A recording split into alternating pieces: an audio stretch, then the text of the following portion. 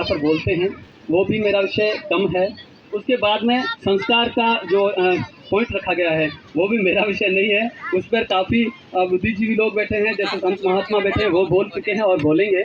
इसमें मेरा विषय जो मैं इतिहास में रुचि रखने वाला हूँ, मैं एक लेखन में रुचि रखने वाला हूँ, तो पॉइंट नहीं है, फिर भी बात करूँगा ज़रूर। तो जोहार शब्द इधर जाएंगे आप भील प्रदेश की तरफ, तो जोहार के बारे में बताने की ज़रूरत नहीं होती है, क्योंकि सब वीर विनोद जो अभी ग्रंथ 4 खंडों का है वो 5,000 रुपये का मिलता है। अभी मैं लेके आया हूँ 1 महीना पहले। वो उस ग्रंथ में वो बताना चाहूँगा, वो कवि राजा श्यामल दास ने लिखा है।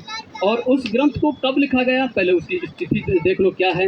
वो ग्रंथ लिखा गया है 1871 की, जब पहली भारत की जनगणना हो रही थी उस समय लिखना शुरू हुआ, और 1891 तक लगभग वो लिखा गया, मतलब 200 साल पुराना ग्रंथ। और वो वीर विनोद ग्रंथ जो है वो उर्दू में है। उसमें क्या लिखा हुआ है, जोहार।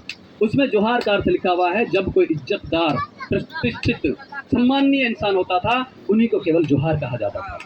और जोहार करने का जो लहजा है वो लहजा ये होना चाहिए कि आप दोनों हाथ जोड़ेंगे और जोहार करेंगे। आपके चेहरे पर भी नम्रता आनी चाहिए, आपके रीढ़ की हड्डी में झुकावपन भी आना चाहिए, मतलब आपके अंदर घमंड नहीं होना चाहिए। ये इतना भावार्थ लिए हुए जोहार शब्द है। अब ये वीर विनोद ग्रंथ में कवि राजा श्यामल दास लिख रहे हैं, इसका अर्थ लिख रहे हैं। उसके बाद में आप देखें, एक मेवाड़ के महाराणा हरी सिंह ने अपने सामंत लाल सिंह को पत्र लिखा। उस पत्र में क्या लिखा, मैं वो लाइन लेके आया हूँ।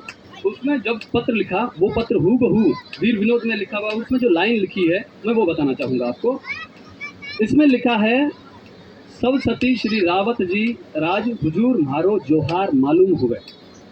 ये लिखा हुआ उसमें। वापस दोहरा रहा हूँ मैं, वीर विनोद में 2 पत्र लिखे गए थे, उस दोनों पत्रों में ये लिखा है, मतलब एक राजा दूसरे राजा को जोहार कर रहा है और हम कह रहे हैं ये जोहार क्या है।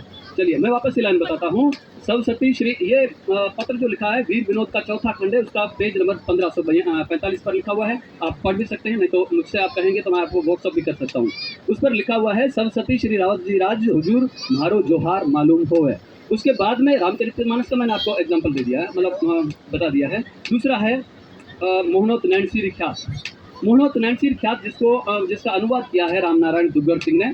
और रामनारायण दुग्गल जी ने जो अनुवाद किया है मोहनोत नैन्सी ख्यात, उसके पृष्ठ संख्या 86 पर लिखा हुआ है कि जब एक गांव से दूसरे गांव जाते थे तो कहते थे दूसरे वाले कि जाते हुए हमारा जोहार देना, और सामने वाला जोहार ले लेवे तो हमको बताना।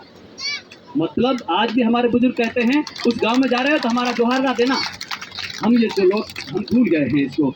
अब दूसरी बात है, वीर विनोद का मैंने ऊपर जो बताया 4 खंड। अब वीर विनोद का खंड 1 बता रहा हूँ, और उसके पृष्ठ संख्या 142 पर क्या लिखा है।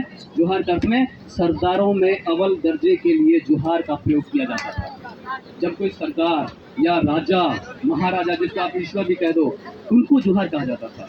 अब आप राम नहीं तो हमको बता देना, हमारा कोई आपसे विरोध, ठीक है। ये एक दूसरा विषय। अब मैं एक चीज़ और बताना चाहूँगा कि हमारा जो भील कौम है उसके जैसी, मैं ऑन रिकॉर्ड कह रहा हूँ, रिकॉर्ड भी कर रहे हैं लोग, पे आप डालना, पूरे संसार में, पूरे वर्ल्ड में, धरती पे भील ही एक ऐसी कौम है जिसके पास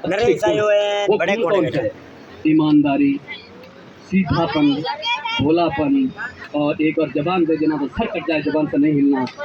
फिर चाहे पता चल जाए कि सामने वाला मेरे साथ घात कर रहा है, वचन दे दिया तो मर जाएंगे, ऐसे हमारे वेदों में कहेंगे नहीं। लेकिन एक गुण मैं उस पर रिक्वेस्ट करना चाहूँगा, अब उसको बदलने की हमको ज़रूरत है।